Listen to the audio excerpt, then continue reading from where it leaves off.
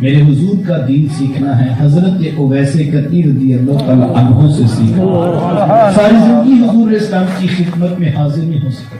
ایک دن اپنی والدہ سے عرض کی، اگر آپ مجھے اجازت دیں تو میں بھی محبوب اسلام سے ملاقات نہ کروں؟ تو ماں نے کہا بیٹا چلے جاؤ لیکن جلدی واپس بھی پلٹ۔ ماں سے اجازت دی، شوق و برفری میں تڑپتے ہوئے لمحات کاٹے، اور جب در حبیب پہ حاضر ہوئے تو آ کر پوچھا کہ میرے حضور کدھر ہے؟ تو بتایا گیا کہ وہ تو کسی سفر پہ تشریف لے گئے۔ حضرت اویس کرنی رضی اللہ تعالیٰ عنہ انہی قدموں پہ واپس پلٹ جاتے۔ کیوں؟ اس لیے کہ وہ یہ جانتے تھے کہ جس رسول کی یاد میں تڑپ رہا ہوں انہی کے کہنے پر ماں کی خدمت کر رہا ہوں، اور یہ ہو نہیں سکتا کہ میرے حضور میرے حالات سے بے خبر ہوں۔ اور حقیقت میں ایسے ہی تھی۔ اگر حضرت اویس کرنی رضی اللہ تعالیٰ عنہ یمن میں بیٹھے تڑپ رہے تھے تو یار مدینے کا حال بھی کچھ مختلف نہیں تھا۔ میرے آقا یمن کی طرف رخ نور کرتے ہیں، اپنی قبا کے بٹن کھولتے ہیں اور ٹھنڈی ٹھنڈی سانسیں بھرتے ہیں، اور حضور فرماتے لوگوں مجھے یمن سے یار کی خوشبو آ رہی ہے۔ حضور وہ اتنا پیار کرتے ہیں کہ بیٹھے یمن میں آپ کو یہاں خوشبو آ رہی ہے۔ حضور میں وہ میرے سے بڑا پیار کرتے ہیں۔ عرض کی حضور اتنا پیار کرتے ہیں تو پھر ملاقات کے لیے کیوں نہیں ہے؟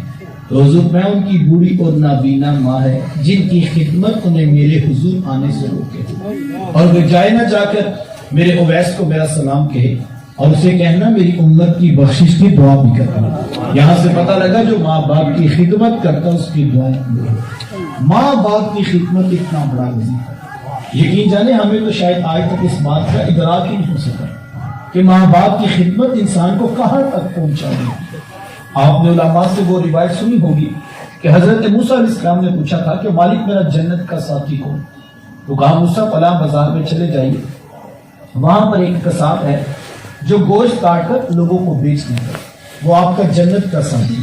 حضرت موسیٰ علیہ السلام چل پڑے کہ جا کر دیکھو تو صحیح وہ کیا کرے۔ جا کر دیکھا تو عام سا قصاب تھا، گوشت کاٹتا تو لوگوں کو بیچ دیتا، ہاں جو ٹکڑا اسے اچھا لگتا ہے وہ الگ کر دیا۔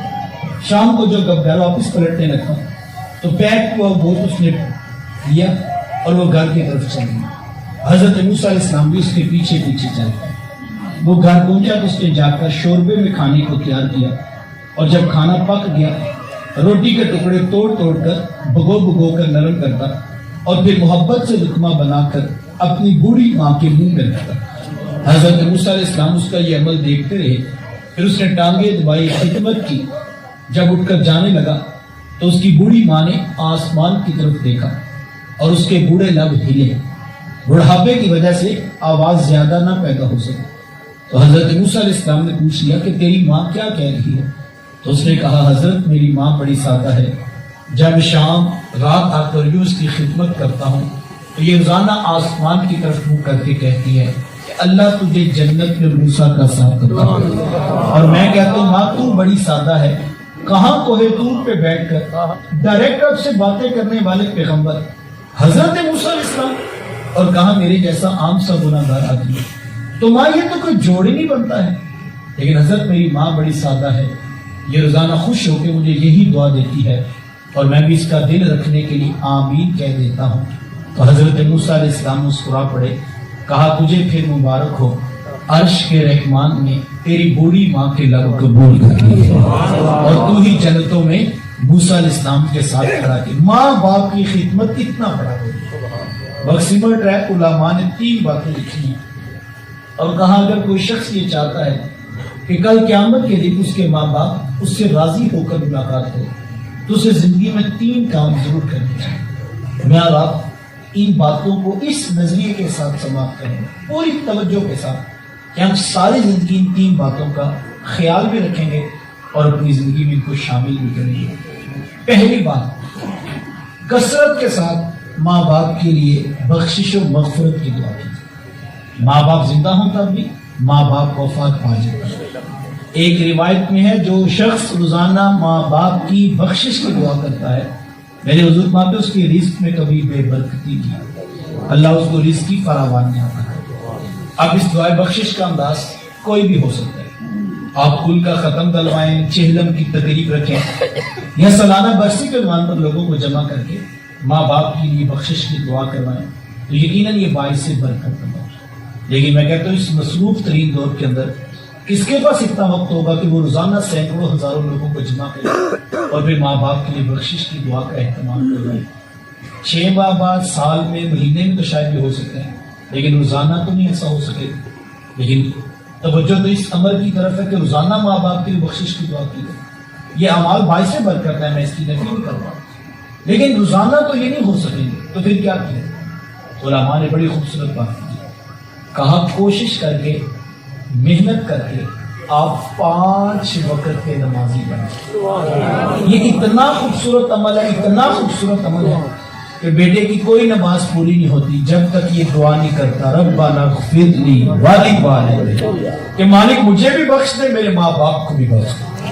یہ بہترین وظیفہ ہے. ایک تو رب کا حکم ہے، سینکڑوں مرتبہ کی تاکید ہے، نہ پڑھنے پر سخت عذاب کی وعید ہے، اور دوسرا محبوب علیہ السلام کی بھی آنکھوں کے ٹھنڈا ہے، اور تیسرا بیٹے کی نماز پوری نہیں ہوتی جب تک ماں باپ کی بخشش کی دعا نہیں ہوتی.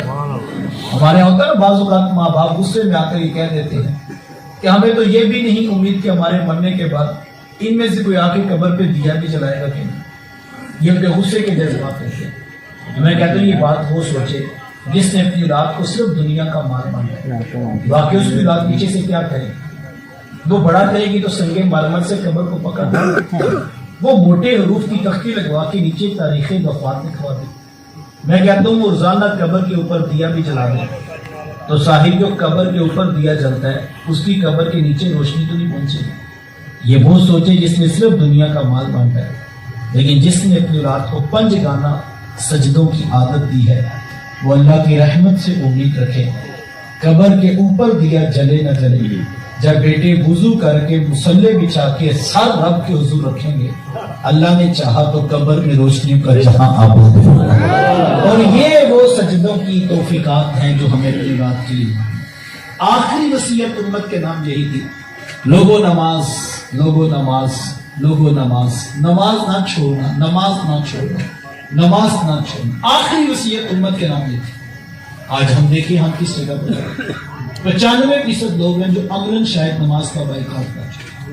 ہماری مسجدیں ویران ہیں بھائی، صبح کے وقت 1 سے 1.5 سال پوری نہیں ہو رہی ہے.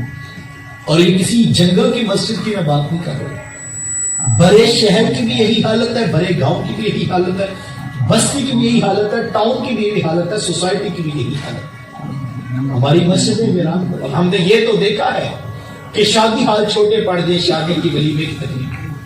ہم نے یہ تو دیکھا ہے کہ جناب رسم ہنا کے لیے لوگ اتنی کثرت سے آئے ہوں کہ میزبان کو کرسیاں اور لگوانی پڑ جائیں.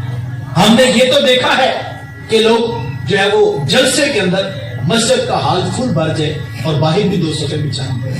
لیکن نماز کے وقت جو ہماری حالت ہے وہ انتہائی خستہ اور ناگفتہ ہے. نماز، نماز، نماز. آخری وصیت امت کے نام دی، آخری وصیت یہ تھی. اور کل قیامت کے دن پہلا سوال یہ، جو محبوب اسلام کی آخری وصیت تھی اس کا سوال کل قیامت کے دن سب سے پہلے ہوگا. اور میں آپ دیکھیں ہم کہاں پہ. اور یہ کسی سے کہہ وہ کہتے جی بس ہمارا کام تھا اولاد کو کہنا، وہ نہیں پڑھتے تو آپ کیا کریں. کسی سے کہنا وہ کہتے جی ہمارا کام تھا بس کہنا، نہیں پڑھتے تو کیا کریں. میں آپ کی بات قبول کر لیتا ہوں کہ جواب بالکل آپ کا جینون ہے کہ جناب آپ کا کام تھا کہنا، نہیں پڑھتے تو نہ پڑھیں. لیکن میرے ساتھ دوسرا سوال ہے. بیٹا ایک دن اسکول نہیں گیا، اسکول والوں نے کال کیا، ان کا کہ آپ کا بچہ اسکول نہیں آیا. ان کو تو آپ نے نہیں کہا کہ جی میرا کام تھا کہنا، اب نہیں آتا تو میں کیا کروں. ادھر بھی تو کہا جا سکتا تھا جناب ہمارا کام تو کہنا تھا، اسکول میں ایڈمیشن کروا دی ہے، فیس دے دیتے ہیں، آتا ہے تو ٹھیک ہے، نہیں آتا تو کوئی بات نہیں، ہمارا کام تو کہنا. ایک دن بیٹا فیکٹری میں نہ جائے تو وہاں تو ہم نے کبھی نہیں کہا کہ ہمارا کام تھا کہنا، نہیں کماتا تو نہ کمائے. 1 گھنٹہ دکان لیٹ کھلے نا، ہم شام کو گھر میں پڑے بٹھا لیتے ہیں، ماں کو بھی بٹھا لیتے ہیں، بہنوں کو بھی بٹھا لیتے ہیں، کہتے اس سے پوچھو اس نے کیا کرنا. باپ کہتا میں نے 25 سال لگا کر شہر میں دکان آباد کی ہے، اگر اس سے چلتی بھی تو اس کو بتا دے 1 گھنٹہ لیٹ نہیں کھلے گی. یہ تو ہو سکتا ہے یہ کہیں اور ملازمت کرے گی، یہ نہیں ہو سکتا کہ میری دکان 1 گھنٹہ لیٹ. میں نے دیکھا کہ برادری کے اندر کل چہلم کی تقریبات تک بھی ماں باپ باقاعدہ بچوں کو کہتے ہیں بیٹا فلان کی دعا ہے، تم نے وہاں پہنچنا ہے، اور ساتھ جا کر بتانا کہ والد صاحب نے خود آنا تھا لیکن وہ نہیں آ سکتے صحت کی وجہ سے، تو آپ جو ہے ان کو بتا کر آنا کہ میں فلاں کا بیٹا ہوں. جانا چاہیے، میں نہیں انکار کرتا، اچھی بات ہے، لیکن میرا سادہ سا سوال ہے یار، میں نے دیکھا شادی بیاہ کی تقاریب پر بہنیں اپنے سامان 7 گاڑیوں میں لے کر جاتے ہیں، اور بھائی کہتے ہیں کہ ابھی تو پرائے مہمان یہاں پر ہے اور تم پہلے گھر کی ہو کے جا رہی ہو، تو بہنیں کہتی بھائی ہم نے 2 چھٹیاں بچوں کی پہلے کروا دی، پیپر سر پہ کھڑے، میں تیسری چھٹی نہیں کروانا۔ یار ہر شے کے لیے ہمارے پاس وقت ہے، کل چہلم کی تقریبات سے لے کر دعوت ولیمہ اور بارات تک دوسرے شہر میں جا کے بھی ہمیں اٹینڈ کرنی پڑے تو ہم سمجھتے ہیں یہاں پہ حاضری لگنی ضروری ہے۔ حضور والا ہر جگہ کی حاضری کی فکر ہے، ایک فکر نہیں رہی تو رب کے حضور حاضری کی فکر نہیں رہی۔ کبھی سوچے تو صحیح، جس نے مجھے زندگی دی، جس نے بہاریں دی، جس نے مجھے جمالے باقپن جوانی کا عطا کیا، کل مجھے اس کے حضور حاضر ہونا ہے اور اس کی حاضری کی مجھے فکر ہی کوئی نہیں۔ میں نے بار بار اس کے اوپر غور کرنا ہے، ہماری ذمہ داری لگائی گئی، آمنوا قوا انفسکم واہلیکم نارا، اے ایمان والو اپنے آپ کو اور اپنے اہل خانہ کو جہنم کی آگ سے بچاؤ۔ یہ ذمہ داری میری ہے، یہ ذمہ داری آپ کی ہے، یہ قرآن مجھ سے مخاطبت کر رہا ہے، یہ قرآن آپ سے خطاب کر رہا ہے۔ آمنوا والے کون ہیں؟ یا ایھا الذین آمنوا والے ہم ہیں جن کو خطاب کیا جا رہا ہے کہ اپنے آپ کو اور اپنے اہل خانہ کو جہنم سے بچاؤ۔ ہماری ذمہ داری لگائی گئی ہے، اس کے لیے مجھے رات کو محنت کرنا ہوگا، اس کے لیے کوشش کرنا ہوگا، محبت کے پرائے میں، الفت کے انداز میں، کبھی اولاد نہیں مان رہی، کبھی ڈرا کر، کبھی ان کو محبت دے کر، کبھی ان کو پیار سے، مجھے اس کی طرف لانا ہی لانا، اس کے علاوہ کوئی دوسری آپشن نہیں۔ اور ہم اپنے اسلاف کی زندگی میں انہوں نے فقر سے پہلے ان کاموں کے اوپر توجہ دی۔ حضرت بابا فرید الدین گنج شکر کی کہانی کون بھول سکتا؟ جب بیٹے کی نماز کے دن قریب آگے تو بیٹے کو شکر پسند تھی اور ماں کو نماز پسند۔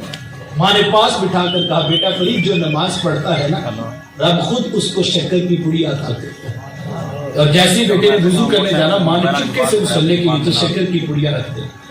بیٹا وضو کر کے نماز پڑھتا، جیسے مصلی ہٹاتا تو اس کو شکر ملتا۔ بیٹا خوش تھا کہ اب شکر ماں سے مانگنی نہیں پڑتی، جب شکر کی ضرورت ہو اس کے حضور سجدہ کرو وہ خود عطا کرتے۔ اور ماں خوش تھی کہ مالک تیرا شکر ہے میرا بیٹا وقت سے پہلے نمازی ہے۔ ایک دن ماں گھر سے کام کے لیے نکلی تو واپس پلٹنے میں تاخیر ہو گئی، دل دھڑکتا رہا کہ آج پتہ نہیں کیا ہوگا، آج تو شکر رکھی نہیں ہے، اور اگر آج شکر نہ ملی تو کہیں بیٹے کا دل ٹوٹ نہ جائے۔ ماں کا دل دھڑکتا رہا، جیسے گھر واپس آئیں تو آتے پہلا سوال پوچھا کہ بیٹا فرید نماز پڑھ لی تھی؟ تو کہا ہاں ماں نماز تو پڑھ لی تھی، لیکن جب لیکن کہا تو دل دھڑکنے لگا کہ بیٹا کہے گا لیکن ماں آج تو شکر نہیں ملی تھی کیونکہ آج رکھی جو نہیں تھی۔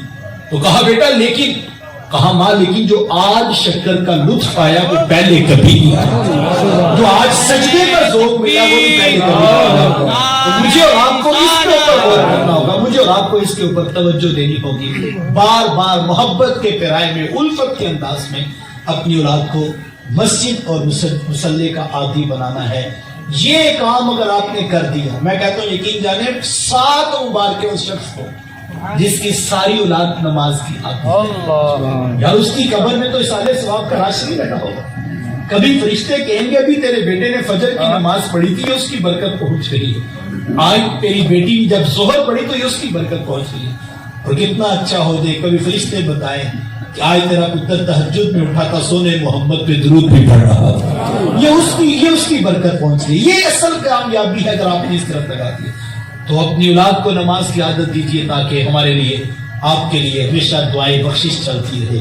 دوسری چیز وقت سمٹ گیا، ماں باپ فوت ہو جائیں تو ان کے رشتہ داروں سے اچھا سلوک کیا جائے۔ ماں فوت ہوگی ہے تو ماموں خالہ کے ساتھ، باپ فوت ہو گئے تو چچا تایا پھپھو کے ساتھ اس نے سلوک کیا، اس سے بھی ماں باپ کی روح خوش ہوتی۔ وہ کسی شاگرد نے پوچھا کہ استاد جی ماں باپ فوت ہو جائے تو پھر کیا کریں؟ کہا بیٹا ماں باپ فوت ہو جائے تو ان کی نشانیوں سے پیار کریں۔ کہا حضرت ماں باپ کی بھی نشانیاں ہوتی؟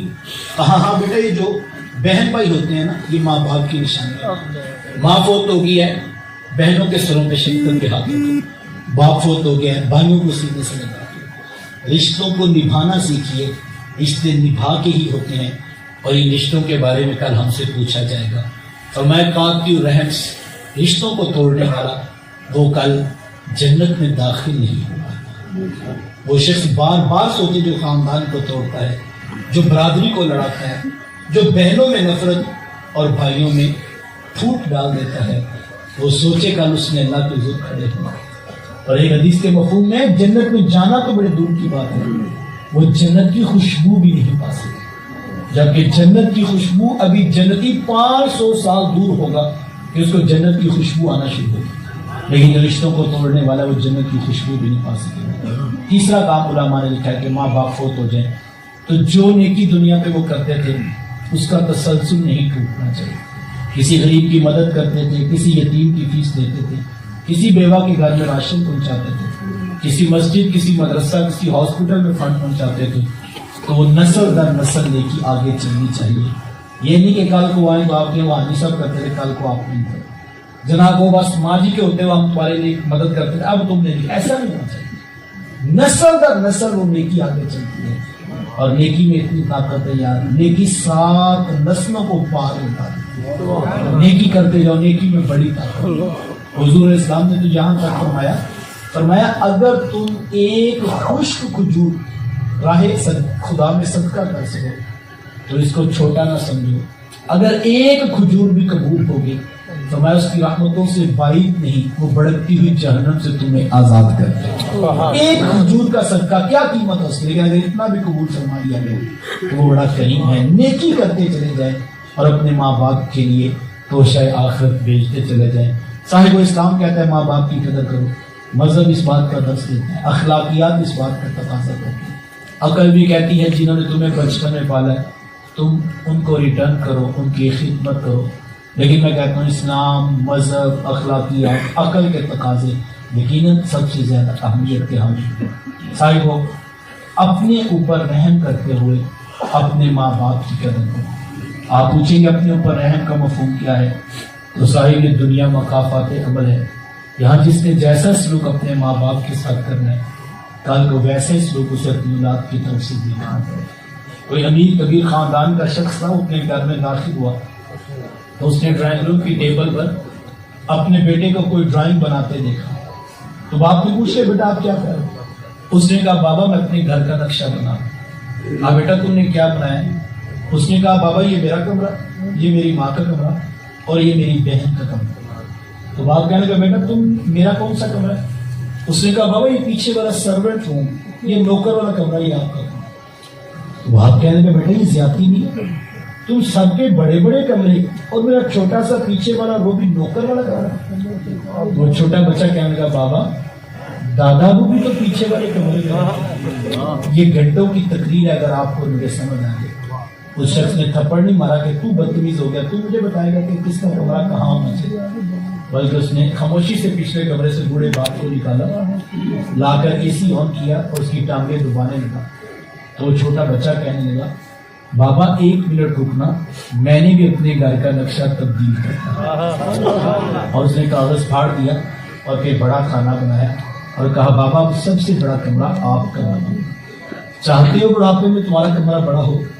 سادہ سا اصول ہے، آج گھر کا بڑا کمرہ اپنے بوڑھے ماں باپ کے نام کرو، کل تمہیں محلے میں پریانی بٹھانی پڑے گی کہ میری اولاد نے میری چارپائی صحن میں رکھی ہوئی ہے، اور اگر آج آپ نے صحن میں رکھی ہے اور آپ ناک پہ ہاتھ رکھ سے گزرتے ہیں یہاں سے اسمیل بڑی آتی ہے، تو صاحب میں کہتا ہوں یہ تو آپ ہیں، ڈریے اس وقت سے کہیں اگلی نسل کو 1 درجہ اسمیل زیادہ نہ آئے اور وہ کہیں اٹھا کے بھائی چوک میں نہ رکھ لیں، قبل اس سے کہ مجھے اور آپ کو سخت دن دیکھنے پڑتے اپنے بڑھاپے پہ رحم کرتے ہوئے۔ یہ جو ہمارے چھوٹے چھوٹے بچے یہ سارے رویے اور یہ سارے انداز ہمارے سے ہی سیکھتے ہیں، اپنے بڑوں کی۔ حضور اسلام نے حضرت انس رضی اللہ تعالیٰ عنہ سے فرمایا تھا انس اپنے بڑوں اپنے بوڑھوں کا ادب کیا کرو، فرمایا کل جب تم بوڑھے ہوگے اللہ تمہارے ادب والے پیدا کرے۔ بڑوں کا ادب یہ دین ہے اور چھوٹوں پہ شفقت یہ دین ہے۔ آئیے بس ابھی میں کل بارگاہ ربوبیت میں دعا گو ہوں، اللہ ہم سب کے ماں باپ کی بخشش و مغفرت فرمائے، اور جن کے زندہ ہیں ان کو صحت و عافیت اور لمبی زندگی نصیب فرمائے، جن کے ناراض ہیں ان سے کہوں گا ہاتھ جوڑ کر پاؤں پکڑ کر راضی کر سکو، آج موقع ہے، کل کا پچھتاوا کچھ کام نہیں آئے گا۔ حضور اسلام سے 100 باتوں کی ایک بات پر بات ان کی کہ جن کی بات پر بات ختم ہو جاتی ہے۔ کسی نے میرے حضور اسلام سے آ کر پوچھا تھا کہ حضور جی ماں باپ کیا ہوتے ہیں؟ 2 لفظی سوال تھا، ماں باپ کیا ہوتے ہیں؟ لیکن دریا کو سمندر میں بند کر دینے کا فن میرے حضور سے زیادہ عمدہ اللہ سوال تھا، حضور ماں باپ کیا ہوتے ہیں؟ آقا کریم اسلام نے 2 لفظی جواب دیا، فرمایا وہ تیری جنت وہ تیری جہنم ہوتی ہے، فیصلہ میرا ہے، اختیار آپ کا ہے، چاہیں تو ان کی خدمت کر کے جنت حاصل کر لے اور چاہیں تو کسی اور راستے پر چل پڑے۔